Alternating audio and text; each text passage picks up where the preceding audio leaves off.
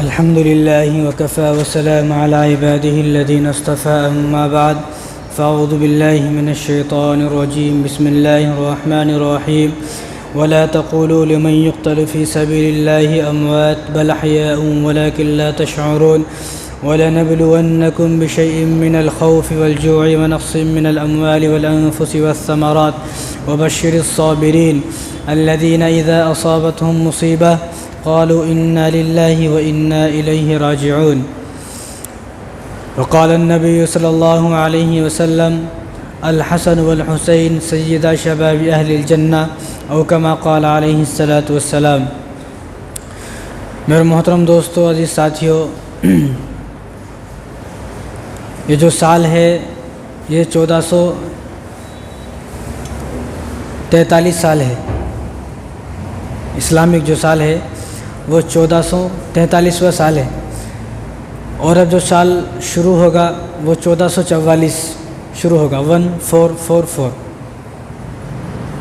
یعنی حضور صلی اللہ علیہ وسلم کو مکے سے مدینہ ہجرت کر کے 1444 سال ہو گئے۔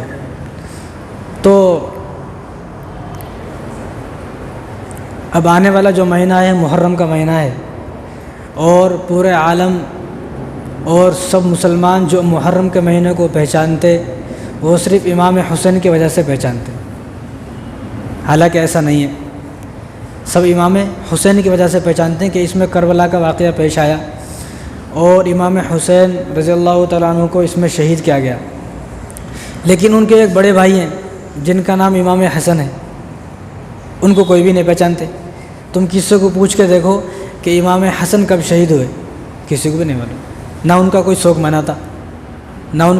مناتا اور نہ کسی کو معلوم ہے، حالانکہ بڑے بھائی کا درجہ زیادہ ہوتا ہے چھوٹے بھائی کا، اور انہوں نے حضور صلی اللہ علیہ وسلم کی صحبت زیادہ پائی ہے بڑے بھائی نے، کیونکہ امام حسن رضی اللہ تعالیٰ عنہ جو پیدا ہوئے وہ 15 رمضان مبارک کو پیدا ہوئے اور 3 ہجری کو پیدا ہوئے، اور امام حسین جو ہے وہ شعبان میں پیدا ہوئے اور 4 ہجری کو پیدا ہوئے، یعنی امام حسن جو ہے حسین سے 1 سال بڑے ہیں۔ تو جب 1 سال بڑے ہیں تو انہوں نے حضور صلی اللہ علیہ وسلم کی صحبت بھی 1 سال زیادہ پائی، لیکن ان کا کوئی چرچا نہیں ہے، چرچا صرف امام حسین کا ہے۔ کیونکہ جو شیعہ ہیں نا وہ مسلمانوں کو صحابہ کے خلاف بھڑکانا چاہتے ہیں کہ کسی طرح مسلمان جو ہے وہ امیر معاویہ، ابو بکر، عمر، عثمان، ان چاروں کے خلاف مسلمانوں کے اندر جو ہے بغض بھر جائے۔ صرف ذکر کس کا ہوتا ہے؟ امام حسین کا ذکر ہوتا ہے، جہاں چاہے وہاں امام حسین کا ذکر ہوتا ہے، اور امام حسن کا کوئی ذکر نہیں ہوتا۔ ایسا لگتا ہے جیسا کہ امام حسن ان کا بھائی ہے ہی نہیں۔ شیعوں کو بھی اگر پوچھیں گے، جو پڑھا لکھا طبقہ ہے وہ تو بتا دیں گے، لیکن عام آدمی شیعہ بھی اور ہمارے مسلمانوں کو بھی یہ نہیں معلوم کہ امام حسن کب شہید ہوئے، حالانکہ انہوں بھی شہید ہوئے، ان کو بھی زہر دیا گیا، لیکن کسی کو نہیں معلوم۔ باتیں کس کی ہوتی ہیں؟ صرف امام حسین کی باتیں ہوتی ہیں محرم کی وجہ سے۔ یعنی ہم لوگ یہ سمجھتے ہیں کہ محرم کو جو فضیلت ہے وہ امام حسین کی وجہ سے فضیلت ہے، حالانکہ ایسا نہیں ہے۔ محرم کو فضیلت کس لیے ہے؟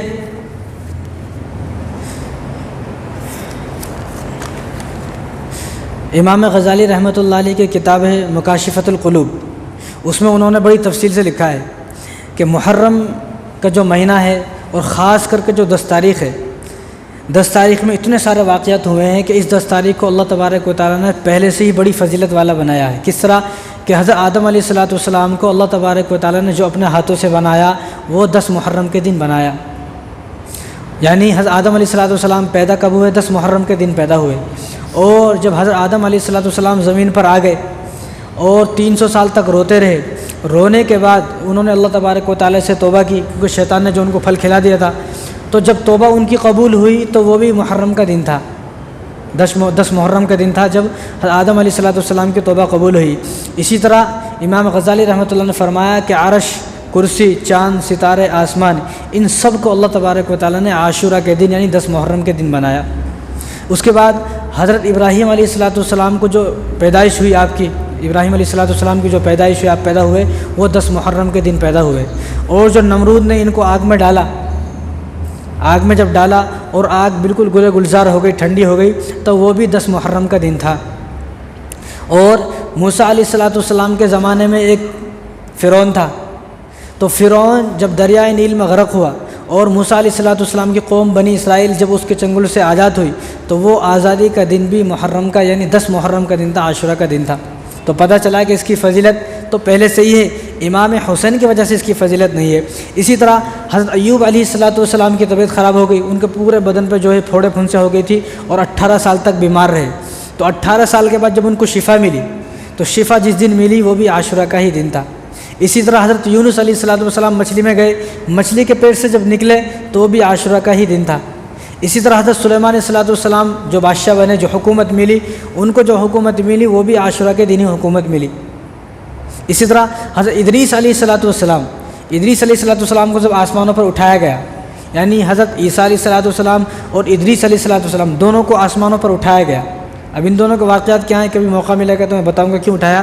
تو ان کو جب آسمانوں پر اٹھایا تو وہ بھی عاشورہ کا ہی دن تھا، اور حضرت عیسیٰ علیہ السلام جب پیدا ہوئے وہ بھی عاشورہ کا دن تھا، اور ان کو آسمانوں پر اٹھایا وہ بھی عاشورہ کا دن تھا۔ اسی طرح یوسف علیہ السلام کو کنویں میں ڈال دیے، جب کنویں سے ان کو نکالا گیا تو بھی عاشورہ کا دن تھا، اور ان کے غم میں روتے ہوئے جو یعقوب علیہ السلام کی بینائی ختم ہو چکی تھی اور وہ بینائی جب واپس آئی تو وہ بھی عاشورہ کا دن تھا، اور جب یوسف علیہ السلام بادشاہ بنے تو وہ بھی عاشورہ کا ہی دن تھا۔ اور اس سے آگے سنو آپ، جب پہلی مرتبہ دنیا میں بارش ہوئی، پہلی مرتبہ جب دنیا کو بنایا، دنیا میں پہلی مرتبہ جب بارش ہوئی تو پہلی مرتبہ بارش ہوئی عاشورہ کے دن۔ پہلی مرتبہ اللہ تبارک و تعالیٰ کی جو رحمت ہے، بارش بھی اللہ تعالیٰ کی رحمت ہے نا، تو جو اللہ تعالیٰ کی رحمت ہے پہلی مرتبہ جو برسی ہے وہ عاشورہ کے دن ہی برسی ہے۔ اور اگلی بات سنو اب، قیامت جب قائم ہوگی تو عاشورہ کے دن قائم ہوگی، 10 محرم کو قیامت قائم ہوگی۔ لیکن دیکھو اب معلوم ہوا کہ جو محرم کا جو مہینہ ہے اور جو محرم کی 10 تاریخ ہے، اس کی فضیلت امام حسین کی وجہ سے نہیں ہے، اس کی فضیلت سے پہلے سے ہی ہے۔ بس اللہ تبارک و تعالیٰ کی طرف سے حکمت یہ ہوئی کہ امام حسین کو جو شہید کیا گیا وہ فضیلت والے دن شہید کیا گیا۔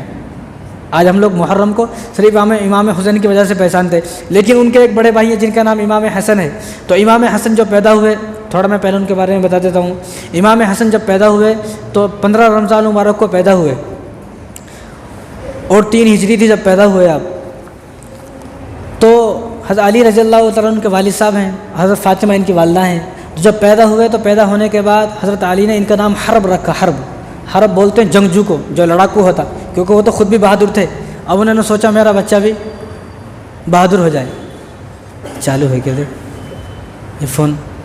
لگتا میں چالو نہیں کرا، سیکنڈ چل رہی اوپر۔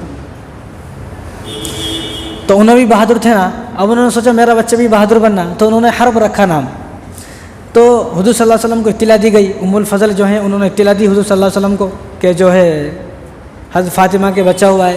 تو حضور صلی اللہ علیہ وسلم نے کہا کہ ان کو میری گود میں لاؤ۔ تو حضرت علی سے پوچھا ان کا نام کیا ہے؟ تو حضرت علی نے بتایا ان کا نام حرب ہے۔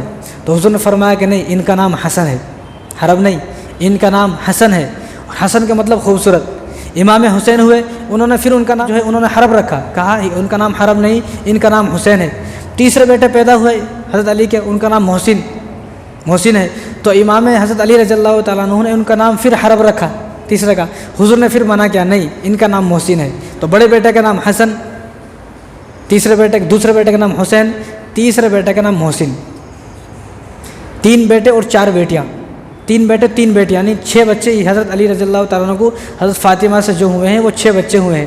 3 بیٹے 3 بیٹیاں۔ 3 بیٹیوں کا نام کیا ہے؟ اب ان کا نام تو خود کا نام فاطمہ ہے، ان کی جو بہنیں ہیں ان کی بہن کا نام زینب، رقیہ، ام کلثوم۔ تو انہوں نے اپنے بچیوں کا نام اپنی بہنوں کے نام پہ رکھا، زینب، رقیہ، ام کلثوم۔ آج کل تو ہم لوگ کیا بولتے، ارے خاندان میں ہے جی ایک نام، دوسرا نام رکھنے کا ہے۔ حضور صلی اللہ علیہ وسلم کی دادی کا نام کیا ہے؟ فاطمہ ہے، بیٹی کا نام بھی فاطمہ ہے۔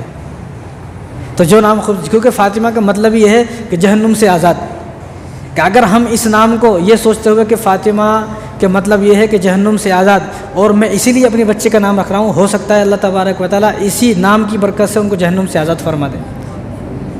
تو نام حرب رکھے، لیکن حضور نے فرمایا کہ نام حرب نہیں بلکہ ان کا نام حسن ہے۔ تو حضور صلی اللہ علیہ وسلم نے ان کا نام حسن رکھا اور فرمایا کہ آج تک یہ نام کسی کا نہیں ہے، آج تک یہ نام کسی کا نہیں ہے۔ پہلی مرتبہ جب نام رکھا گیا تو امام حسن کا نام حسن رکھا گیا، اس سے پہلے کسی کا نام حسن نہیں تھا۔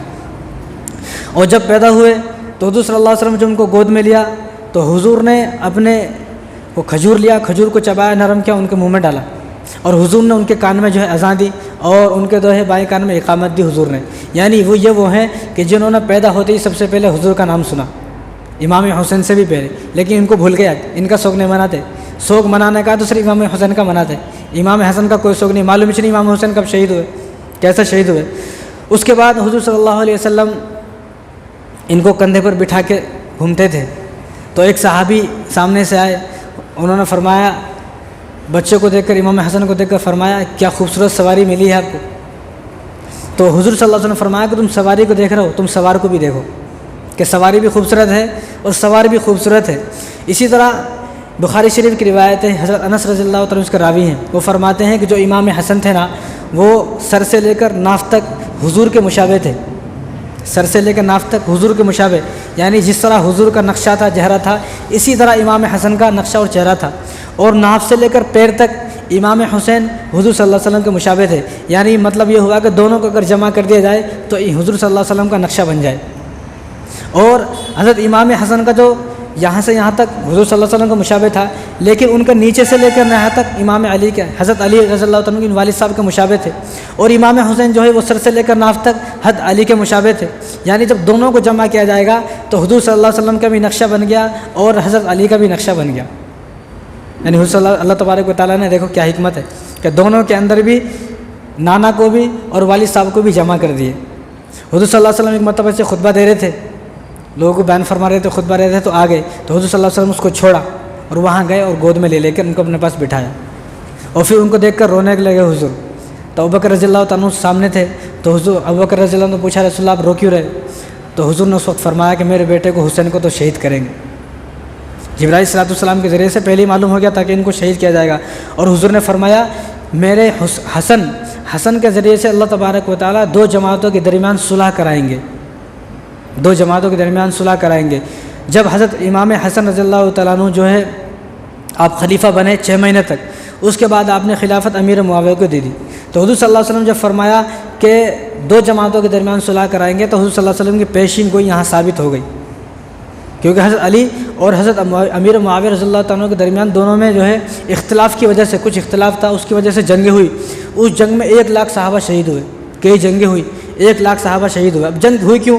کیونکہ حضرت عثمان رضی اللہ تعالیٰ عنہ شہید ہو کے ان کو قتل کر دیا گیا. اب حضرت عثمان غنی رضی اللہ تعالیٰ عنہ کے بعد شہید ہونے کے بعد 2 جماعتیں بن گئی.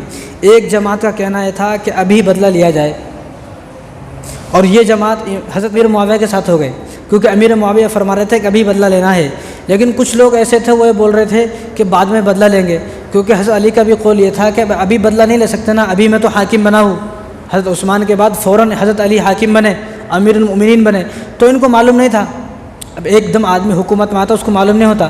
تو انہوں نے کہا کہ ابھی مجھے پتہ نہیں ہے، پہلے میں حاکم بن جاؤں، پھر میں تفتیش کروں گا، چھان بین کروں گا، اس کے بعد ہم بدلہ لیں گے. تو امیر معاویہ کہتے تھے کہ ہمیں ضرورت نہیں، ہمیں تو ابھی بدلہ چاہیے.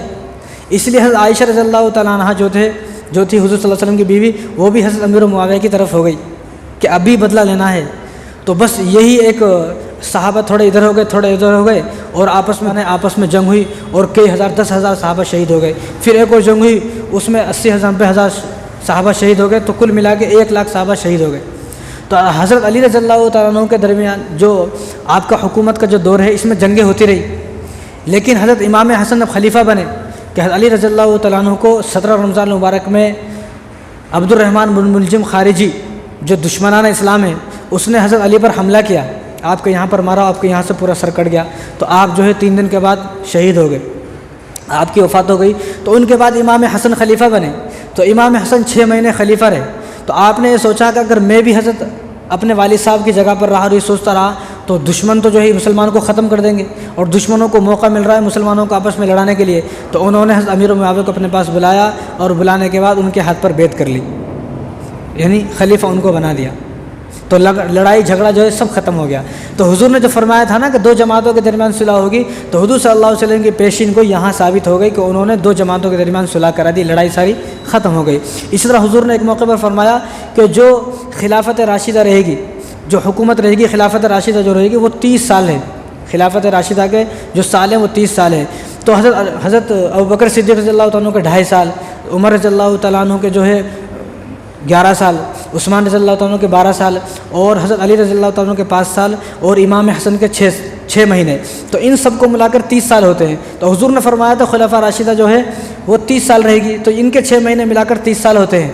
تو حضور صلی اللہ علیہ وسلم کی جو پیشین گوئی تھی کہ 2 جماعتوں کے درمیان صلح ہونا اور 30 سال خلفاء جو ہے خلافت رہے گی، تو ان سب کو ملا کر 30 سال بنتے ہیں۔ جب 30 سال بن گئے تو حضور صلی اللہ علیہ وسلم کی پیشین گوئی جو ہے یہاں پر ثابت آ گئی۔ تو ایک مرتبہ امام علی رضی اللہ تعالیٰ عنہ نے امام حسن سے کہا کہ تم تقریر نہیں کرتے، تم تقریر کیوں نہیں کرتے، اتنے بڑے ہو گئے ہو میرے سامنے تقریر نہیں کرتے۔ تو انہوں نے فرمایا کہ مجھے آپ سے شرم آتی ہے، آپ جاؤ میں تقریر کیسے کروں۔ تو حضرت علی نے فرمایا کہ تم کرو تقریر۔ تو جب حضرت علی نہیں ہوتے تھے وہ تقریر کرتے تھے، لوگوں کو سمجھاتے تھے۔ ایک دن حضرت علی رضی اللہ عنہ چادر اوڑھ کر آ گئے، خاموش آ کے بیٹھ گئے۔ تو انہوں نے بہت دیر تک تقریر کی۔ جب تقریر ختم ہو گئی تو حضرت علی رضی اللہ عنہ نے چادر اگاڑی، تو وہ شرما گئے کہ مجھے شرم آتی، تقریر نہیں کرتے تھے والد صاحب کے سامنے۔ آج کل تو والد صاحب کے سامنے کیا کیا ہو رہا ہے سب کو معلوم ہے، تو والد صاحب کے سامنے تقریر کرنے سے بھی آپ ڈرتے تھے۔ تو آپ نے جو صحبت پائی ہے نا وہ 7 سال تک صحبت پائی ہے۔ امام حسین نے اتنی صحبت نہیں پائی جتنی امام حسن نے صحبت پائی ہے۔ اسی طرح ابوبکر رضی اللہ تعالیٰ عنہ کے زمانے میں تو آپ چھوٹے تھے، 8-10 سال کے تھے، لیکن اب جو باتیں بتائی جاتی ہیں نا تو بچپنا بتایا جاتا یا پھر آخر کا بتایا جاتا، بیچ کے جوانی کا سب غائب کر دیتے۔ حالانکہ معلوم یہ ہونا چاہیے کہ حضرت عثمان رضی اللہ تعالیٰ عنہ کے زمانے میں امام حسن اور حسین دونوں سعید بن عاص رضی اللہ تعالیٰ عنہ جو ہے ان کے ساتھ جنگ میں گئے اور جنگ میں جا کے تبرستان کو فتح کیا۔ دونوں جنگجو تھے، لڑاکو تھے، لیکن ہمیں صرف بچپن کا بتایا جاتا، اس کے بعد ایک دم ختم، ایک دم آخر میں شہادت یا بچپن، تھوڑی اکثر تو شہادت کی بات ہوتی تاکہ مسلمان ورغلا جائے۔ تو حضرت عثمان غنی صلی اللہ تعالیٰ عنہ کے دور میں تو آپ نے جنگیں لڑی ہیں، امام حسن اور حسین نے جنگیں لڑی ہیں اور کئی جو ہے ملکوں کو فتح بھی کیا ہے۔ امام حسن رضی اللہ تعالیٰ عنہ ایک مرتبہ ایک باغ کے پاس سے گزر رہے تھے، تو وہاں پر دیکھا کہ ایک غلام بیٹھا ہوا ہے، اس کے ہاتھ میں ایک روٹی ہے، وہ روٹی کو آدھی خود کھاتا ہے اور کتے کو کھلاتا، وہاں کتا بیٹھا ہوا ہے، کتے کو کھلاتا خود کھاتا۔ تو امام حسن دیکھ کر ان کو جو ہے حیران ہو گئے، یہ کیا بات ہے بھائی، اس کے پاس آئے اور کہا بھائی یہ کیا ہے، تو کتے کو بھی کھلاتا ہے اور خود بھی کھاتا ہے۔ تو انہوں نے کہا کہ یہ جو باغ ہے نا یہ میرے مالک کا باغ ہے، میں غلام ہوں، اب یہ کتا بیچارہ بھوکا تھا اور روٹی ایک ہی ہے، روٹی ایک ہے، کتا بھوکا ہے، تو اس روٹی کو میں اکیلا کھاؤں یہ مجھے گوارا نہیں ہے، مجھے شرم آتی ہے، اس لیے میں کتے کو بھی کھلاتا ہوں خود بھی کھاتا ہوں۔ تو امام حسن رضی اللہ تعالیٰ عنہ فوراً گھر گئے اور وہاں سے اشرفی اور دینار لے کر آئے، اس باغ کو خریدا اور اس باغ کو خریدا، اس غلام کو بھی خریدا اور غلام کو خرید کر اس باغ کا غلام کو ہی مالک بنا دیا کہ آج سے یہ باغ بھی تیرا ہے، آج سے تو اس باغ کا غلام نہیں بلکہ آج سے جو ہے اس باغ کا تو مالک ہے۔ علامہ ابن قیم رحمۃ اللہ علیہ نے ایک اور واقعہ لکھا ہے کہ حضرت علی رضی اللہ تعالیٰ عنہ خلیفہ تھے اور یہ جب امیر المؤمنین تھے حضرت علی رضی اللہ تعالیٰ عنہ، امام حسن اور حسین دونوں آزو بازو بیٹھے ہوئے رہتے تھے، تو پولیس والے ایک آدمی کو پکڑ کے لائے، لشکر والے جو ان کی فوجی تھے، ایک آدمی کو پکڑ کے لائے، اس میں ہاتھ میں چھرا تھا، ایک بڑا چھرا تھا اور پورے جو ہے بدن پر خون لگا ہوا تھا، اس کو پکڑ کر لے کر آئے پولیس والے اور حضرت علی سے فرمایا کہ دیکھو اس نے ایک آدمی کا قتل کیا ہے۔ تو انہوں نے کہا کہ ہاں وہی میں نے قتل کیا ہے۔ حضرت علی سے فرمایا، تو جب حکم دے دیا بھائی قتل کیا ہے ٹھیک ہے، اب قصاص جو ہے بدلہ لیا جائے گا، وہ کون آدمی ہے اور اس کے گھر والوں کو بلا کر لے گا، اس کے بدلے میں اس کو قتل کیا جائے گا۔ حضرت علی رضی اللہ تعالیٰ نے حکم دے دیا۔ تو جب اس کو لے کے جا رہے تھے پولیس والے قصاص کے لیے، تو فوراً ایک اور آدمی بھاگ کر آیا، اس کے پاس بھی ایک لمبا چھرا تھا اور اس کے بھی خون میں جو ہے کپڑے لت پت تھے۔ انہوں نے کہا کہ انہوں نے یہ قتل نہیں کیا، یہ قتل تو میں نے کیا ہے، یہ قتل تو میں نے کیا۔ اب حیران ہو گئے، انہیں بولتا میں نے کیا، انہیں بولتا میں نے کیا ہے، تو کس نے کیا ہے؟ تو جب اس آدمی نے یہ سنا کہ ایک اور آدمی آیا، انہیں بولتا میں نے قتل کیا ہے، تو فوراً بھاگ کر آیا، اس نے کہا کہ حضرت یہ قتل اس نے کیا ہے، میں نے نہیں کیا۔ اب حضرت علی رضی اللہ تعالیٰ بھی حیران ہو گئے، بھئی یہ کیا بات ہے، پہلے تو نے بولا میں نے قتل کیا ہے، اب تو بولتا انہیں قتل کیا ہے، اور اس سے پوچھا تو نے کہا کہ بھئی میں نے ہی قتل کیا ہے۔ بھئی یہ ماجرا سمجھ میں نہیں آیا، تو پوچھا، اس نے کہا کہ میں قصاب ہوں، قصاب جو پہلے جس کو پکڑ کے لے کے آیا تھا، اس نے کہا کہ میں قصاب ہوں، کسائی ہوں، تو میں ابھی جو ہے بکرا کاٹ کر آیا تھا اور میرے ہاتھ میں چھرا تھا اور پورے بدن پر خون لگا ہوا تھا، تو مجھے پیشاب کا تقاضا آیا، تو میں اپنی دکان کے پیچھے جب گیا تو دیکھے کہ ایک آدمی مرا ہوا پڑا ہے۔ اب جب ایک آدمی مرا ہوا پڑا، میں نے اس کو اچھی طرح دیکھا تو پولیس والے آ گئے، مجھے پکڑ لیا۔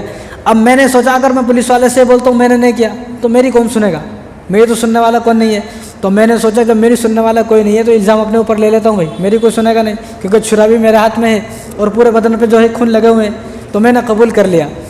تو اس آدمی نے کہا بھائی تو کیوں آ گیا؟ اس نے کہا کہ جب پولیس والے اس کو پکڑ کے لے کے جا رہے تھے تو میں اس کو قتل کرنے کے بعد میں نے اس کو جو قتل کیا وہ لالچ میں قتل کیا ہے، میں تو غریب آدمی تھا، اس کے بعد بہت سارے پیسے تھے، تو میں نے پیسوں کی وجہ سے چھیننے کی وجہ سے اس کو قتل کر دیا۔ اس کو جب قتل کر دیا تو اس کو پولیس والے لے کے جا رہے تھے، میں نے راستے میں دیکھا اس کو لے کے جا رہے، تو مجھے اس پر ترس آیا، مجھے رحم آیا کہ اللہ میری جگہ اگر اس کو پکڑا جائے، اس کو قتل کیا جائے گا تو کتنا برا ہے۔ لہٰذا میں تو غریب آدمی ہوں، میرے آگے پیچھے کوئی بھی نہیں ہے، اس کا تو کاروبار ہے، پوری فیملی ہے اس کے آگے پیچھے، لہٰذا میں خود کو جو ہے اپنے اوپر پیش کر دیا۔ اب حضرت علی رضی اللہ تعالیٰ عنہ حیران ہو گئے کہ فیصلہ کیا کرنا ہے، تو اس وقت حضرت علی رضی اللہ تعالیٰ نے امام حسن سے پوچھا کہ بتاؤ بھائی فیصلہ کیا کرنا ہے، تو امام حسن نے بتایا۔ امام حسن نے اس وقت ایک آیت پڑھی، وَمَنْ أَحْيَاهَا فَكَأَنَّمَا أَحْيَا النَّاسَ جَمِيعًا، اگر کسی ایک آدمی کو چھوڑ دیا جائے اور قتل ہونے سے بچا لیا جائے تو ایسا ہے جیسا کہ پوری انسانیت کو بچا لیا، تو لہٰذا اس آدمی نے اس کو قتل ہونے سے بچا لیا، تو اس آدمی نے یہ کام کیا کہ پوری انسانیت کو قتل ہونے سے بچا لیا، اس لیے ایسا کیا جائے کہ اس کو آزاد کیا جائے، جو آدمی پہلے آیا تھا اس کو آزاد کیا، اس کو بھیج دیا جائے، اور جو آدمی بعد میں جنہیں سچ میں قتل کیا ہے ان کو بلا کے جو اس کے گھر والے ان کو پیسے ویسے کچھ تو بھی دیا جائے، دیت دی جائے، کیا چاہتے ہیں انہیں پیسے دے کے ان کو بھی آزاد کیا جائے۔ تو حضرت علی رضی اللہ تعالیٰ عنہ کا ان کا فیصلہ جو ہے بڑا پسند آیا کہ کیا خوبصورت فیصلہ ہے۔ تو امام حسن رضی اللہ تعالیٰ عنہ جو تھے ان کی جو وفات ہوئی وہ 28 صفر کو ہوئی یا 5 ربیع الاول، 2 قول ہیں۔ جو پیدا ہوئے آپ وہ تو تب 15 رمضان مبارک کو پیدا ہوئے، اور جو آپ کی وفات ہوئی یا تو 28 صفر یا 5 ربیع الاول، اور جب 5 ربیع الاول آتا ہے تو اس کے بعد فوراً 12 ربیع الاول آتا، تو 12 ربیع الاول پہ کیا کیا ہوتا آپ سب کو معلوم ہے، لیکن اس سے پہلے 5 ربیع الاول آتا جس میں حضرت امام حسن رضی اللہ تعالیٰ عنہ کو شہید کیا گیا، حسین کو نہیں بلکہ ان کے بڑے بھائی امام حسن کو بھی زہر دے کر شہید کیا گیا، لیکن کسی کو بھی نہیں معلوم، نہ کوئی شوق مناتا، نہ کسی کے کان پہ جو رینگ تھی، کیونکہ جب آپ خلیفہ بن گئے تو خلیفہ بننے کے بعد آپ نے خلافت امیر معاویہ کو دے دی، تو اس میں جو شرائط ہوئے تھے اس شرائط میں حضرت امام حسن نے یہ لکھا تھا کہ جب آپ کی وفات ہو جائے گی، آپ کی وفات کے بعد دوبارہ امام حسن کو اگر میں زندہ رہا تو مجھے خلیفہ بنایا جائے۔ کہا کہ ٹھیک ہے آپ کو۔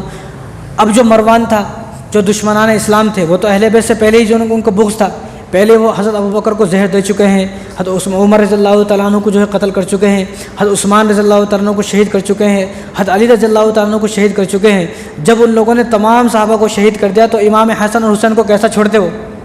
اب انہوں نے سوچا کہ اہل بیت دوبارہ اگر حکومت میں آ گئے تو ہماری خیر نہیں ہے، اس لیے ان کو بھی کیسا نہ کیسا قتل کیا جائے۔ تو امام حسن رضی اللہ تعالیٰ عنہ کو جو ہے 5 مرتبہ زہر دیا گیا۔ جو مروان تھا، مدینہ کا حاکم مروان بن حکم، تو اس نے زہر دلایا، کبھی کسی سے کبھی کسی سے، کبھی آپ کو کھجور میں زہر دیا جاتا، کبھی آپ کو شہد میں ملا کر زہر دیا جاتا۔ تو آپ جو ہے نا امام حسن رضی اللہ تعالیٰ عنہ شادیاں زیادہ کرتے تھے، تو لوگ اپنی لڑکیوں کو ان کے پاس لے کے آتے تھے کہ آپ ان سے شادی کر لیں، جب حمل ٹھہر جائے جب ان کو طلاق دے دینا آپ۔ کیوں؟ کیونکہ ہمارے خاندان میں بھی سید حضور صلی اللہ علیہ وسلم کا خاندان بھی ہمارے خاندان میں چلنا، اور جو عورت ان کے پاس ایک مرتبہ نکاح کر لیتی تھی، طلاق ہونے کے بعد پوری زندگی میں کبھی کسی سے نکاح نہیں کرتی تھی وہ، کیونکہ حمل ہو گیا، جو میرا بچہ ہوگا وہ سید ہوگا۔ ہم لوگ حضور صلی اللہ علیہ وسلم کے خاندان سے جڑ چکے ہیں، اب جو حضور صلی اللہ علیہ وسلم کے خاندان سے جڑ جائے گا اس کے لیے جنت تو پکی ہے، تو اس لیے اپنی لڑکیوں کو لے کے آتے تھے۔ تو اسی طرح مروان بن حکم نے سوچا شادی زادی کرتے ہیں نا، شادی جو ہے وہ زیادہ کرتے ہیں، تو اس نے ایک عورت کو خریدا جس کا نام تھا جودہ بنت اشس، اس عورت کو خریدا اور خرید کر کہا کہ تم ان سے شادی کرو، امام حسن سے۔ شادی کرنے کے بعد اب شادی ہو گئی، شادی کرنے کے بعد ایک دن امام حسن رضی اللہ تعالیٰ کے پاس سراہی تھی، سراہی یعنی جس میں پانی پیتے ہیں، اب تو فریج ہے نا، پہلے فریج نہیں، پہلے جو ہے ایک الگ قسم کی مٹی آتی تھی، اس مٹی سے گھڑا بناتے تھے جس کو سراہی بولتے تھے، اس میں ٹھنڈا پانی رہتا تھا۔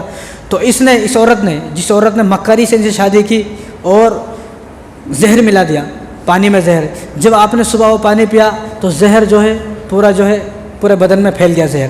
جب زہر ہوا تو 40 دن تک آپ کو الٹیاں آئی، امام حسن کو 40 دن تک الٹیاں آئی، الٹیوں میں جو ہے آنتے اور گوشت کٹ کٹ کر آ رہا تھا، الٹیوں میں آنتے اور گوشت کٹ کٹ کر آ رہا تھا 40 دن تک۔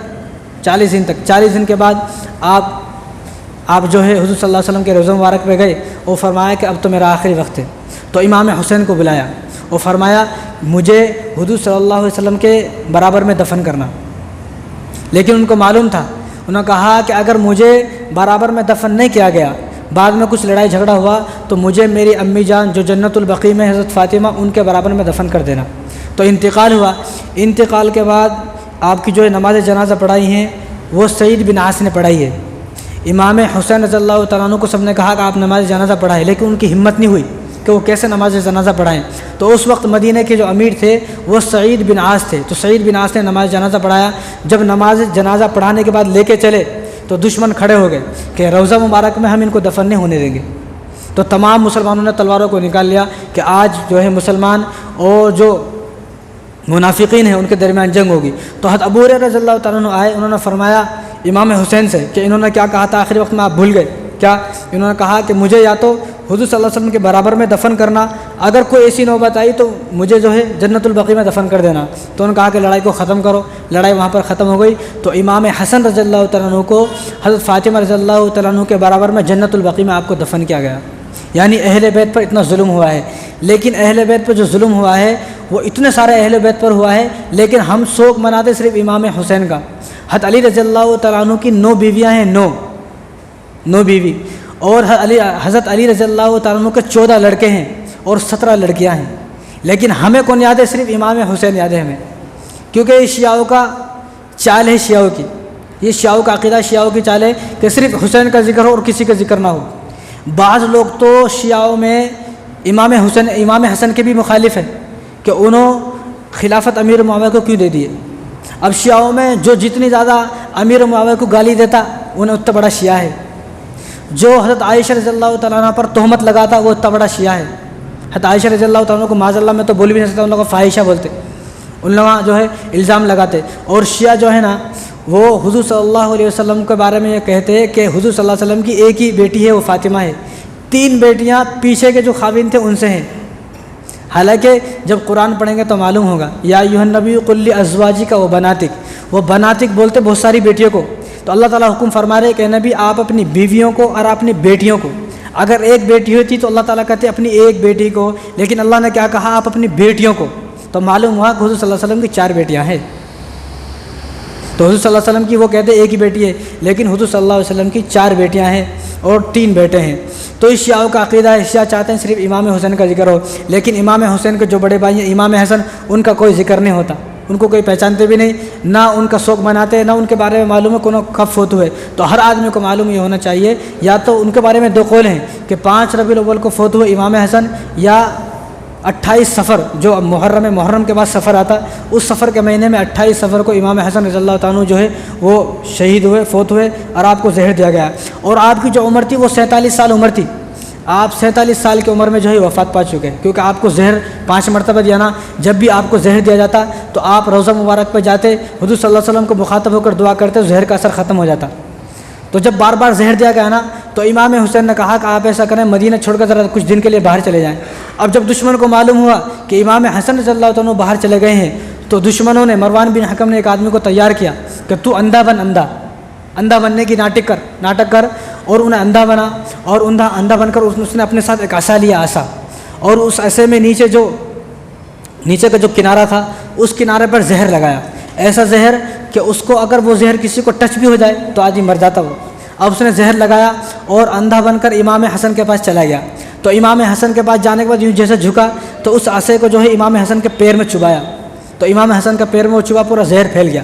تو امام حسن پہچان گئے، تو امام حسن جب پہچان گئے لوگوں نے اس کو پکڑا، تو امام حسن نے فرمایا کہ نہیں، اس کو جانے دو۔ دیکھا، جو آدمی زہر تک گیا اس کو بھی چھوڑ دیا۔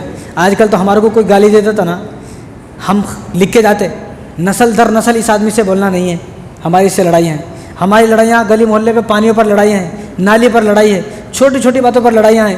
انہوں نے زہر دیا ایک آدمی نے اندھا بن کر، تو امام حسن نے فرمایا اس کو جانے دو، اس کو معاف کرو، میرا اللہ اس سے بہتر بدلہ لینے والا ہے۔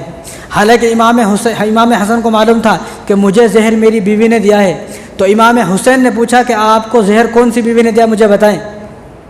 تو حسن نے فرمایا کہ مجھے بھی شک ہے، بتایا نہیں، فرمایا کہ مجھے بھی شک ہے، اگر میں شک کی بنیاد پر اس کا نام لے دوں تو تم اس کو قتل کر دو گے، اگر میں اس کا نام نہ لوں تو میں نہ بتاؤں تو میرا اللہ بہترین بدلہ لینے والا ہے، میرا اللہ بدلہ لے لے گا، لہٰذا میں نہیں بتاؤں گا، کسی کو بتایا نہیں۔ تو 47 سال کی عمر میں آپ کا انتقال ہو گیا، اور آپ کے 11 بیٹے تھے جو آپ کے پاس رہتے تھے، باقی جو شادیاں کی وہ تو بہت تھے، ان کی تعداد تو لا تعداد ہے، ان کی کوئی تعداد نہیں ہے۔ بعض روایت میں ہے کہ آپ نے 120 شادی کی ہیں، 120، مطلب ایک ہی وقت میں آدمی 4 شادی کر سکتا ہے، لیکن اب ایک سال ایک رکھ کے، ایک سال پھر ایک سال 2 مہینے ایسا رکھ کے آدمی کتنی بھی شادی کر سکتا ہے، لیکن ایک ہی وقت میں 4 شادی. تو امام حسن رضی اللہ تعالیٰ عنہ جو ہے وہ 120 شادیاں کی ہیں. تو آپ کے پاس بیٹے رہتے تھے وہ 11 بیٹے تھے اور 1 بیٹی تھی. عبداللہ بن عمر رضی اللہ تعالیٰ فرماتے ہیں کہ میں نے امام حسن کو جب بھی پایا روزے سے پایا، اور آپ روزانہ 10 پارے پڑھتے تھے. 10 پارے. لوگ جو سوگ مناتے ہیں پہلے ان کے اس چیز پر عمل کرے جو یہ عمل کر گئے ہیں. امام حسن جو ہے روزانہ 10 پارے، 3 دن میں قرآن ختم. اب ایک رکوع پڑھنے تیار نہیں ہے. جب آپ کا انتقال ہو گیا، انتقال کے بعد بھی دشمنوں کو صبر نہیں ہوا، تو ایک آدمی آیا اور اس نے آپ کی قبر مبارک پر پیشاب کیا. آپ کی قبر مبارک پر اس نے پیشاب کیا. جیسے اس نے پیشاب کیا تو اللہ تبارک و تعالیٰ نے اس کی زبان کو کتے کی زبان بنا دیا. وہ بولتا تھا تو بھوں بھوں کی آواز آتی تھی. جب وہ آدمی مر گیا اور اس کو دفن کر دیا گیا تو ساری زندگی اس کی قبر میں سے کتے کی آواز آتی تھی. دشمنوں نے اہل بیت پر یہ ظلم کیا ہے. اور آپ نے 25 حج پیدل کیے ہیں. کتنے حج کیے؟ 25 حج پیدل. حالانکہ اونٹ ساتھ میں رہتا تھا، اونٹ بھی بازو میں جا رہا ہے اور آپ بھی جا رہے ہیں، لیکن اونٹ پہ بیٹھتے نہیں تھے. آپ نے 25 حج پیدل کیے ہیں. اب بھی ایک آدمی حج کرنے گیا پیدل، لوگ پریشان ہیں. میں تو سن کے حیران ہو گیا، لوگ اس کو برا بھلا بول رہے. حالانکہ حضور صلی اللہ علیہ وسلم ارشاد فرمایا لا تحقرن من المعروف شیئا، کہ آپ کسی کی چھوٹی سے چھوٹی نیکی کو بھی چھوٹا نہ سمجھیں. اگر کوئی آدمی چھوٹا سا نیک کام کر رہا ہے آپ اس کو بھی حقیر نہ سمجھیں، کیونکہ یہ تو اللہ تبارک و تعالیٰ کے قبضے قدرت میں ہے. ان اللہ عالم بذات الصدور، تمہارے دلوں کے اندر کیا ہے اللہ تبارک و تعالیٰ جانتے ہیں. الا یعلم من خلق وهو اللطیف الخبیر، میں نے تمہیں پیدا کیا ہے، میں تمہارے بارے میں بہتر جانتا ہوں. لوگ تو آج کل اس کو گالیاں دے رہے ہیں، آپ کو معلوم نہ. اچھا آپ کا کیا رائے ہے؟ انہیں صحیح کر رہا غلط کر رہا؟ بولو صحیح کر رہا غلط کر رہا ہوں میں؟ میں آپ کو حدیث بتاتا ہوں ابھی. تو اب جن کو نہیں معلوم ان کو میں بتا دیتا ہوں. ایک آدمی جن کا نام شہاب ہے اور وہ پیشے سے ڈاکٹر ہے، ان کی عمر 29 سال ہے اور 1993 میں انہوں پیدا ہوئے. ڈاکٹر ہے، انہوں کوئی ان پڑھ آدمی نہیں ہے. اور جب وہ حج کے لیے چلے ہیں تو 3 سال سے کوشش کر رہے ہیں. وہ کتنے سال؟ 3 سال سے کوشش کر رہے ہیں. کیونکہ ایک آدمی ہندوستان سے پیدل چل کے حج کرنے جا رہا تو انہیں پہلے پاکستان جائے گا، پھر افغانستان جائے گا، پھر عراق جائے گا، پھر ایران جائے گا، اور پھر کویت جائے گا، پھر سعودی عربیہ. جب ان دیشوں میں آدمی جائے گا تو ان دیشوں کا ویزا بھی لینا پڑے گا. ہمارے جیسا بیوقوف نہیں ہے چلو بھائی تھیلا اٹھائے چلو بھائی چلو، ایسا ہے کیا؟ انہیں 3 سال سے آدمی کوشش کر رہا اور انہیں 1 سال سے روزانہ 30 کلومیٹر چلتا. انہیں پہلے پریکٹس کرا، میں چل سکتا ہوں نہیں چل سکتا ہوں میں. انہیں پریکٹس کرا تو انہیں جب پریکٹس کرا اور پریکٹس میں پاس ہوا تو 1 سال تو اس کو یہاں کی سرکار سے، یہاں کی حکومت سے پرمیشن لینے میں لگ گئی.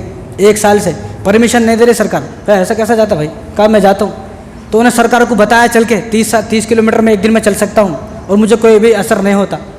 تو انہیں جب سرکار کو دکھایا تو سرکار اس کو پرمیشن دی. اور اتنے سارے دیشوں کا ویزا لینا کوئی آسان بات ہے کیا؟ آپ ایک دیش کا ویزا لے کے دکھائیں آپ کو معلوم ہو جاتا کتنے پیسے لگتے. اس نے لاکھوں روپے خرچ کیے ہیں. اور انہیں آدمی کوئی غریب نہیں ہے بھائی، غریب بھکاری آدمی تو مالدار ہے، کروڑپتی آدمی انہوں پیسے سے. لیکن اب آپ نے دیکھا ہوگا، آپ یوٹیوب کھول کے دیکھیں، بہت سارے آدمی آپ کو ایسے ملیں گے انہیں 5 کلو بریانی کھا گیا. بہت سارے آدمی ایسے ملیں گے کہ انہیں 2 کلو کا پزا کھا گیا. بہت سارے آدمی ایسے ملیں گے انہیں دنیا کے سب سے اوپر چڑھ گیا. اور بہت سارے آدمی ایسے ملیں گے انہیں 5 لیٹر کی بوتل پی گیا، 5 کلو پانی، ایسا چیلنج کرتے. تو ان کا بھی یہ چیلنج ہے. لیکن اب یہ سوچنا کم سے کم انہیں دنیا کے بارے میں تو چیلنج نہیں کیا نا، انہیں تو اس چیز کے بارے میں چیلنج کیا ہے. اور آپ کو میں قرآن پڑھاؤں، قرآن پڑھ کے بتاؤں. اب جب دیکھو جو ان پڑھ آدمی رہتا نا، جس کے پاس کوئی علم نہیں ہے، انہیں کچھ بھی بول سکتا ہے. لیکن آپ قرآن کو پڑھ کر دیکھیں، پارہ نمبر 17 آیت نمبر 27 سورت نمبر 22 کی آیت کیا ہے؟ وَأَذِّن فِي النَّاسِ بِالْحَجِّ يَأْتُوكَ رِجَالًا وَعَلَىٰ كُلِّ ضَامِرٍ يَأْتِينَ مِن كُلِّ فَجٍّ عَمِيقِ آیت ہے. تو اللہ تبارک و تعالیٰ نے حضرت ابراہیم علیہ السلام سے کہا بیت اللہ شریف بنانے کے بعد آپ اعلان کرو لوگ یہاں پر حج کرنے آئیں گے. تو ابراہیم علیہ السلام نے اس وقت کہا لوگ کیسے آئیں گے یہاں پر، میں اعلان کیسے کروں، میری آواز کیسے پہنچے گی؟ تو اللہ تبارک و تعالیٰ نے فرمایا کہ آپ اعلان تو کرو، باقی کام میرا ہے. تو انہوں نے اعلان کیا. اب آگے وَأَذِّن فِي النَّاسِ بِالْحَجِّ، آپ حج کا اعلان کرو. یَأْتُوكَ رِجَالًا، کہ یہاں پر لوگ پیدل چل کر آئیں گے. وَعَلَىٰ كُلِّ ضَامِرٍ يَأْتِينَ مِن كُلِّ فَجٍّ عَمِيقٍ، یہاں پر لوگ سواریوں پر آئیں گے. تو اس آیت سے معلوم ہوتا ہے کہ اللہ تبارک و تعالیٰ نے پہلے کس کا ذکر کیا ہے؟ پیدل چلنے والوں کا ذکر کیا ہے پہلے اللہ تبارک و تعالیٰ نے. یاتوک رجالا، کہ یہاں پر لوگ دوڑے ہوئے آئیں گے، جلدی جلدی آئیں گے اور پیدل چل کر آئیں گے. اس کے بعد اللہ تعالیٰ نے فرمایا وَعَلَىٰ كُلِّ ضَامِرٍ يَأْتُونَ مِن يَأْتِينَ مِن كُلِّ فَجٍّ عَمِيقٍ، یہاں پر لوگ سواریوں سے بھی آئیں گے. تو معلوم ہوا کہ پیدل حج کرنا بھی جائز ہے، پیدل بھی حج کر سکتے ہیں آدمی کوئی ایسا کام کرے. آج دیکھو لوگ بہت سارے مالدار ہیں، کروڑپتی ہیں، لیکن حج کو بھول چکے، حج کرنے تیار نہیں ہے. لیکن ان کے جانے کی وجہ سے لوگوں کے اندر ایک جذبہ اور شوق پیدا ہو رہا ہے. غیر مسلم بھی حیران ہے، غیر مسلم حیران ہے کہ ایسا وہاں پر کیا ہے کہ ان آدمی ہندوستان سے پیدل چل کر جا رہا وہاں پر، انہیں بھی حیران ہے. اور دیکھو تم، میں اتنا بڑا آدمی نہیں ہوں کہ میں پیشین کو یہاں بتاؤں، لیکن تم دیکھنا کہ اس عمل سے نہ جانا کتنے لوگ مسلمان ہوں گے، کتنے لوگ کلمہ پڑھیں گے. کتنے غیر مسلم لوگ، آپ نے ویڈیو دیکھی ہوں گی، غیر مسلم لوگ ان کے سواگت کے لیے، استقبال کے لیے پھول لے کے کھڑے ہوئے ہیں، حالانکہ ان کو معلوم نہیں کون ہے. اور وہ بندہ تو ایسا ہے، اس پہ ہندی بولنا بھی نہیں آتی، اس کو ہندی بھی نہیں آتی، وہ تو کنڑ بات کرتا ہے، کنڑ بولتا نا وہ کیرلا، تو انہیں وہ بات کرتا ہے، ہندی بولنا نہیں آتا. دوسری لوگ، کچھ لوگ بول رہے ہیں انہیں ریا کے دکھلاوے کے واسطے جا رہا. بھائی اس نے جانے سے پہلے کسی کو تو بولا نہیں نا، میں اکیلے ہی چلا تھا جانب منزل، میں چلتا گیا، کارواں بنتا گیا، تو انہیں کسی سے بولا نہیں بھائی میں جا رہا ہوں، انہیں تو خاموشی سے آیا تھا. لوگوں کو معلوم ہوتا گیا اور لوگ ان کے جو استقبال کرتے گئے. اور یہ بھی اللہ تبارک و تعالیٰ کی طرف سے قبول ہونے کی نشانیاں ہیں، لوگ ان سے محبت کر رہے ہیں. لوگوں کو چاہیے کہ اس آدمی سے محبت کریں. اور نبی کریم صلی اللہ علیہ وسلم نے ارشاد فرمایا کہ جو لوگ حج کرنے جاتا ہیں یہ اللہ تبارک و تعالیٰ کی جماعت ہیں، ید اللہ فوق ایدیہم، کہ اللہ تبارک و تعالیٰ کا ہاتھ ہے ان لوگوں پر. تو جو لوگ اللہ تبارک و تعالیٰ کی جماعت ہے اور اللہ تبارک و تعالیٰ ان کو ایسے ہی چمکاتے ہیں. انہوں نے تو کسی سے نہیں کہا، انہوں نے کسی سے بھی نہیں کہا، آپ ایک ویڈیو ان کی نہیں دے سکتے، انہوں نے کہا کہ میں حج کرنے کے لیے جا رہا ہوں پیدل، بھائی میرا استقبال کرو، کسی سے بھی نہیں کہا انہوں نے. وہ تو بس اکیلے چلے تھے، لوگوں کو معلوم ہوتا گیا، لوگ محبت میں ان کے استقبال میں جا رہے ہیں. تو کسی کی بھی نیکی کو حقیر نہیں سمجھنا چاہیے. امام غزالی رحمۃ اللہ علیہ کی آپ کتاب پڑھیں گے تو معلوم ہوگا، امام غزالی رحمۃ اللہ علیہ کا قول یہ ہے کہ آدمی کو پیدل حج کرنا افضل ہے، پیدل. اور امام غزالی کو چھوٹے موٹے میچے سے چندی چور نہیں ہے، آپ پوچھیں گے تو معلوم ہوگا کہ کتنے بڑے آدمی ہیں. انہوں نے فرمایا کہ پیدل حج کرنا افضل ہے. اور علامہ عینی رحمۃ اللہ علیہ کا قول تو یہ ہے کہ ایک آدمی کے بدن میں اتنی طاقت ہو کہ وہ پیدل حج کرنے جا سکتا ہے تو اس کو سواری کی بھی ضرورت نہیں ہے، وہ پیدل حج کرنے جائے. ایسے آدمی کو بغیر سواری کے بھی پیدل حج فرض ہو جاتا ہے. یہ علامہ عینی رحمۃ اللہ علیہ کا قول ہے. مالک بن دینار رحمۃ اللہ علیہ کے زمانے میں ایک آدمی کو پیر نہیں تھے، پیر کیا نہیں تھے، پیر نہیں تھا، ہاتھوں کے بل سے جا رہا تھا، ہاتھوں کے بل. تو مالک بن دینار رحمۃ اللہ علیہ بھی جو ہے گھوڑے پر جا رہے تھے حج کرنے. انہوں نے کہا بھائی تو کہاں جا رہا ہے، یہ دھوپ میں گرمی میں، یہ کہاں جا رہا ہوں، میں حج کرنے جا رہا ہوں. ارے اللہ کے بندے رک بھائی، میرے پاس گھوڑا ہے، میرے گھوڑے پہ بیٹھ. کہا نہیں، میں غلام ہوں اور میرا آقا مجھ سے ناراض ہے. جب غلام سے آقا ناراض ہوتا ہے تو غلام کو یہ شعبہ نہیں دیتا کہ غلام گھوڑے پر بیٹھ کر جائے. میں اللہ کا بندہ ہوں اور اللہ تبارک و تعالیٰ مجھ سے ناراض ہے، میں نے نہ جانا کتنے گناہ کیے ہیں، اس لیے میں پیدل حج کرنے جاؤں گا. اگر یہی بات ہوتی تو مالک بن دینار رحمۃ اللہ علیہ ان کو منع کرتے کہ آپ پیدل حج کرنے نہ کو جاؤ، آپ کیوں جا رہے ہیں پیدل حج کرنے. اور امام حسن رحمۃ رضی اللہ تعالیٰ عنہ تو 25 حج پیدل کیے ہیں. میں کہتا ہوں کہ آج کے لوگوں کو زیادہ سمجھ میں آ رہے حضور، یا جن لوگوں نے حضور کی صحبت اختیار کی ہے، یہ تو حضور کے نواسے ہیں نا، حضور کے ساتھ رہتے ہیں، تو پھر ان کی بات سمجھ میں کیوں نہیں آ رہی جو آج لوگ ان کو الٹا سیدھا بول رہے ہیں، گالیاں دے رہے ہیں. بھائی ان کا دل تو چیر کے نہیں دیکھا نا کسی نے، بس دل چیر کے دیکھ رہے، انہیں دکھاوے کے واسطے جا رہے، دل تو چیر کے نہیں دیکھا. اور لا تحقرن من المعروف شیئا، کہ کوئی آدمی کسی کی چھوٹی سے چھوٹی نیکوں کو بھی حقیر نہ سمجھے. یہ اللہ تبارک و تعالیٰ کو معلوم ہے، اور اس بات کا فیصلہ کرنے والے اللہ تبارک و تعالیٰ ہیں. کون کس آدمی کے جو ہے اعمال میں اخلاص ہے، کس کے اعمال میں اخلاص نہیں ہے، یہ اللہ تعالیٰ کے ہاتھ میں ہے. اور ابراہیم بن ادھم رحمۃ اللہ علیہ تو بہت بڑے بزرگ ہیں، اتنے بڑے بزرگ ہیں کہ یہ بلخ سے، بغداد سے مکہ پیدل آئے حج کرنے کے لیے 2.5 سال میں پہنچے یہاں پر. 2.5 سال میں بلخ بغداد سے یہاں پر پہنچے. اور ایسے نہیں گئے، ایک قدم رکھتے، 2 رکعت نماز نفل پڑھتے، پھر اللہ تبارک و تعالیٰ سے دعا کرتے اللہ میرے حج کے جانے کو قبول فرما. اب لوگ ان کے بارے میں بولتے انہوں بھی جو ہے دکھلاوے کے واسطے جا رہے ہیں، حالانکہ ان کی وفات کے بعد ہزاروں لوگوں نے دیکھا انہیں جنت میں تھے. تو امام حسن کو زیادہ سمجھنے والے ہیں حدیث، یا ہم لوگ زیادہ سمجھنے والے ہیں حدیث. اور دوسری بات، عبداللہ بن عباس رضی اللہ تعالیٰ عنہ تو صحابی ہیں، یہ تو مفسر قرآن ہے، یہ تو وہ ہیں جنہوں نے احادیث کو جمع کیا ہے، حضور صلی اللہ علیہ وسلم کے لیے دعا کی ہے. تو جب ان کی وفات ہونے لگی، جب ان کا انتقال ہونے لگا، تو انہوں نے اپنے خاندان کو بلایا، اپنے پورے خاندان کو بلایا اور کہا کہ میں تمہیں ایک وصیت کرنا چاہتا ہوں، میری یہ وصیت پر غور کرو. کہا حضرت کیا؟ کہ میں نے ساری زندگی بہت عمل کیے ہیں، لیکن مجھے اپنے ایک عمل پر بہت افسوس ہے، ایک عمل پر بہت افسوس ہے مجھے. کہا کیا افسوس ہے؟ کہ میں نے زندگی میں پیدل حج نہیں کیا. مجھے اس بات پر بہت افسوس ہے کہ میں نے پیدل حج کیوں نہیں کیا. میں تمہیں وصیت کر کے جاتا ہوں. اور آخری ٹائم پہ کوئی آدمی وصیت کرتا تو وہ ایسی بات نہیں بولتا، انہیں قیمتی باتیں بولتا ہے، اچھی بات بولتا، اور فرمایا اپنے اولاد کو، اپنے بچوں کو کہ تم لوگ پیدل حج کرنا. کیوں؟ کیونکہ جو آدمی حج کرنے جا رہا ہے سواری پر، اس کو ہر ایک قدم پر ایک نیکی ملتی ہے، لیکن جو آدمی پیدل حج کرنے جا رہا ہے، حضور نے فرمایا، اور یہ بیہقی کی روایت ہے، حضور نے فرمایا کہ اس آدمی کو 700 نیکیاں ملتی ہیں. 700 نیکیاں. اب ایک آدمی یہاں سے چل کر 8000 کلومیٹر دور جا رہا، اور ہم لوگ ہماری زبان اس کے بارے میں کھلے تو اللہ تبارک و تعالیٰ ڈرنا چاہیے. جب ہم وہ آدمی کتنی محنت اس نے کی ہے، اور اس کے بیوی ہے، بچے، اس کی ایک بیٹی بھی ہے، تو اس کے والدین اس کی بیوی پر کیا بیتی ہوگی؟ انہیں کیا سوچتے ہوں گے، یار ہمارا آدمی کیسا اچھا کام کر رہا، اور ان لوگ ہمارے آدمی گالی دے رہے. اس لیے بھائی کسی کا اچھا نہیں کر سکتے تو کسی کے بارے میں برا بھی نہ سوچیں. خاموش زبان. اللہ تبارک و تعالیٰ قیامت کے دن پوچھیں گے نا، تو کیا جواب دیں گے؟ تو کیا جواب دیں گے کہ بھائی ان کے اندر اخلاص تھا نہیں تھا؟ تو اللہ تبارک و تعالیٰ کہ یہاں ہماری پکڑ نہ ہو، اپنی زبانوں کو بند رکھے. جو آدمی کام کر رہا، اور اسی سال 2021 کا ایک آدمی ہے محمد آدم، کیا نام ہے؟ محمد آدم. آپ یوٹیوب پہ سرچ کریں گے آپ کو آئیں گا. عراق کا آدمی ہے وہ، عراق کا. 2021 کا حج اس نے پیدل کیا ہے. عراق سے آیا مکہ، تو مکہ آنے کو اس کو 10 مہینے 25 دن لگے، اور 6500 کلومیٹر چلا انہیں پیدل.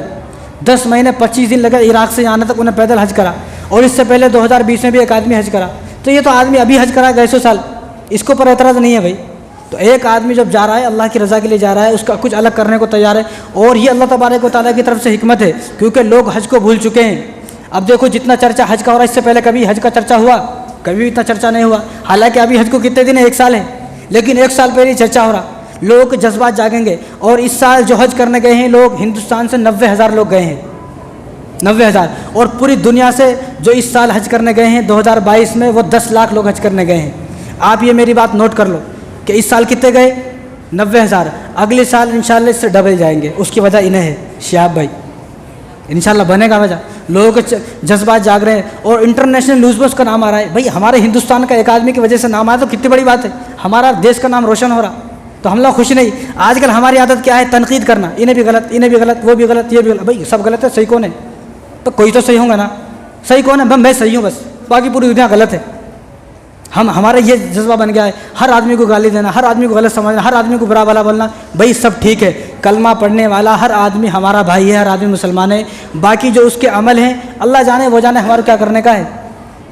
اب آگے سنیں آپ، یہ بیہقی کی روایت ہے، حضرت عائشہ رضی اللہ تعالیٰ عنہ اس کے راوی ہیں. حضور صلی اللہ علیہ وسلم نے ارشاد فرمایا، جو لوگ حج کرنے آتے ہیں سواری پر جو لوگ حج کرنے آئے تو کعبۃ اللہ میں جو گلیاں ہیں نا، جو راستے ہیں، ان راستوں پر اللہ تبارک و تعالیٰ فرشتوں کو ٹھہرا دیتے ہیں. تو فرشتے ان سے مصافحہ کرتے ہیں سب سے. اور آگے سنو آپ، حضور نے فرمایا، عائشہ رضی اللہ عنہ کی روایت ہے، بیہقی کی روایت ہے. عائشہ فرماتی ہیں کہ حضور نے فرمایا کہ یہ تو ان کا ہے جو لوگ سواری پر آ رہے ہیں، لیکن جو لوگ پیدل حج کرنے آ رہے ہیں فرشتے ان سے معانقہ کرتے ہیں، ان سے گلے ملتے ہیں، مصافحہ بھی، سلام بھی، معانقہ بھی، گلا بھی، اور ان کے لیے دعا بھی کرتے ہیں. تو یہ حضور کی حدیث ہے. اور آگے سنو، عبدالر منصور کی روایت ہے. حضور نے فرمایا کہ ابراہیم علیہ السلام اور اسماعیل علیہ السلام نے جتنے حج کیے ہیں پیدل حج کیے، جتنے بھی حج کیے پیدل حج کیے. یہ ترغیب و ترہیب کی روایت ہے. عبداللہ بن عباس رضی اللہ عنہ اس کے راوی ہیں کہ حضور نے فرمایا حضرت آدم علیہ السلام نے ہندوستان سے 40 حج پیدل کیے ہیں. کتنے حج؟ 40 حج پیدل کیے ہیں.